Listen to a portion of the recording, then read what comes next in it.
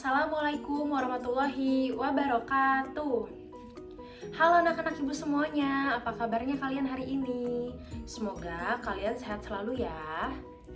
Hari ini kita akan belajar tentang sumber bunyi dan sifat perambatannya yang ada di tema 1, subtema 1, pembelajaran 2. Untuk lebih jelasnya, yuk kita simak video berikut ini.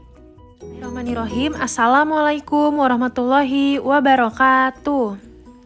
Halo anak-anak ibu semuanya, bertemu lagi bersama ibu. Hari ini kita akan belajar materi baru tentang sumber bunyi. Kira-kira sumber bunyi itu apa ya? Yuk kita simak bersama-sama.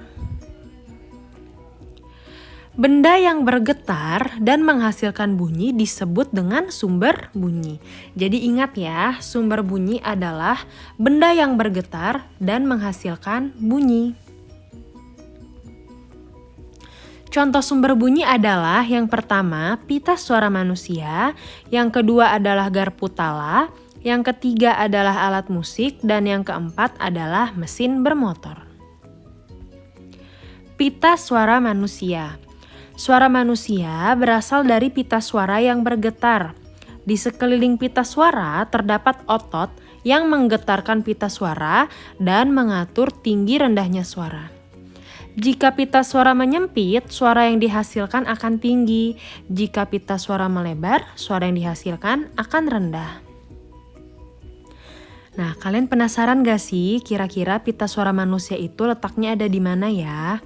Nah, pita suara manusia ini letaknya ada di tenggorokan. Coba kalian lihat tulisan vocal cord yang ibu buletin. Nah, di situ ada tanda panah yang menunjukkan letak pita suara manusia. Nah, di sekeliling pita suara manusia ini terdapat otot-otot yang menggetarkan dan mengatur tinggi rendahnya suara manusia. Selanjutnya ada garpu tala. Garpu tala adalah sepotong baja yang memiliki cabang dengan ukuran yang sama. Garpu tala dapat menghasilkan bunyi loh. Caranya adalah ketukan garpu tala ke sebuah benda keras, maka garpu tala akan bergetar dan mengeluarkan bunyi. Kira-kira kalian penasaran gak sih bentuk garpu tala itu seperti apa? Yuk kita lihat. Nah, ini dia bentuk garpu tala. Cara kalian untuk membunyikannya adalah ketukan garpu tala ini ke sebuah benda yang keras. Bisa misalkan ke meja atau kursi, ya, kursi kayu. Maka garpu tala akan bergetar dan mengeluarkan bunyi. Nah, yang berikutnya adalah alat musik. Contoh alat musiknya di sini ada 3. Yang pertama gitar, yang kedua adalah seruling, dan yang ketiga adalah drum atau gendang. Cara memainkan gitar adalah dipetik. Dengan kalian memetik senar pada gitar akan membuat senarnya bergetar dan mengeluarkan bunyi. Kemudian adalah seruling. Seruling cara memainkannya adalah ditiup. Dan yang ketiga adalah drum atau gendang, yang cara memainkannya adalah dipukul. Yang keempat adalah mesin bermotor. Tahukah kalian asal bunyi dari kendaraan mobil ataupun motor? Bunyi tersebut berasal dari kendaraan bermotor. Ketika dinyalakan, beberapa logam pada mesin akan saling bergesekan dan akan bergetar, sehingga akan menghasilkan bunyi. Nah, kita sudah mempelajari tentang sumber bunyi. Selanjutnya kita akan belajar tentang bunyi dapat merambat. Apa itu? Yuk kita simak. Salah satu sifat bunyi adalah merambat. Ya, bunyi dapat didengar karena memiliki sifat tersebut, yaitu merambat. Bunyi dapat merambat melalui yang pertama adalah udara, yang kedua adalah benda padat, dan yang ketiga adalah benda cair. Ingat ya, bunyi dapat merambat melalui 3 media, udara, benda padat, dan benda cair. Bunyi dapat merambat melalui udara. Contoh dari bunyi merambat melalui udara adalah kita dapat mendengar orang yang sedang berbicara ataupun burung yang sedang berkicau. Tentu ya, dalam kehidupan sehari-hari pasti kalian sering sekali mendengar orang yang sedang berbicara ataupun hewan-hewan yang sedang seperti misalkan burung sedang berkicau ataupun ayam sedang berkokok. Bagaimana cara bunyi dapat merambat melalui udara? Getaran dari sumber bunyi menyebabkan udara di sekitar sumber bunyi ikut bergetar.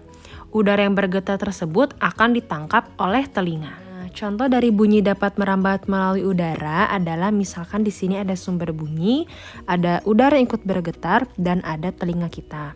Jadi, sumber bunyi ini akan mengeluarkan getaran, sehingga udara di sekitar sumber bunyi akan ikut bergetar. Kemudian, udara yang bergetar tersebut akan ditangkap oleh telinga. Selanjutnya adalah bunyi dapat merambat melalui benda padat. Bunyi dapat merambat melalui benda padat, misalnya pada kaleng, benang, besi, kayu, tanah, dan batu. Yang terakhir adalah bunyi dapat merambat melalui benda cair. Sebagai contoh adalah ketika dua batu saling dipukulkan di dalam air, maka bunyi dapat terdengar jelas ke telinga kita. Mengapa hal itu dapat terjadi? Karena getaran dari batu yang dipukul akan menggetarkan molekul air di sekitar batu hingga sampai ke telinga kita. Contoh lainnya adalah ketika paus dan lumba-lumba dapat berkomunikasi di dalam air. Sekian, terima kasih anak-anak ibu semuanya. Assalamualaikum. Nah, barusan sudah kita simak bersama tentang sumber bunyi dan sifat perambatannya. Bagaimana? Apakah kalian sudah paham dengan materi hari ini? Jika sudah paham, jangan lupa kalian kerjakan tugas yang sudah ibu berikan ya. Kerjakan dengan semangat, teliti, dan jangan terburu-buru. Semoga kalian tetap sehat ya anak-anak ibu semuanya. Terima kasih semuanya. Assalamualaikum.